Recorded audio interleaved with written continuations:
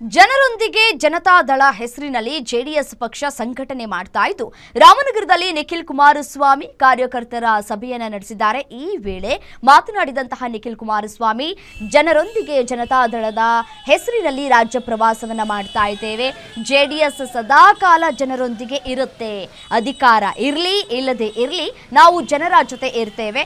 2 ಬಾರಿ ಕುಮಾರಸ್ವಾಮಿ ಅವರು ಚನ್ನಪಟ್ಟಣದಲ್ಲಿ ಶಾಸಕರಾಗಿದ್ದಾರೆ.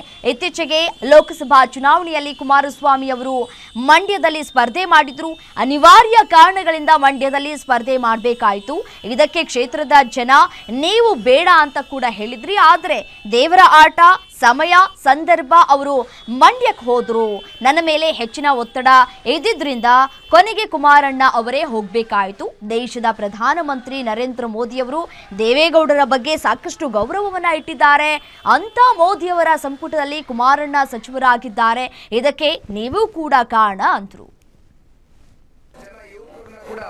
ಈ ಬಾರಿ ಪಕ್ಷ ಗುರುತಿಸಿ ಒಂದು ಅವಕಾಶವನ್ನು ಕೊಡಬೇಕು ಅಂತಕ್ಕಂಥದ್ದು ಕೂಡ ತೀರ್ಮಾನ ಮಾಡಿದ್ದೇವೆ.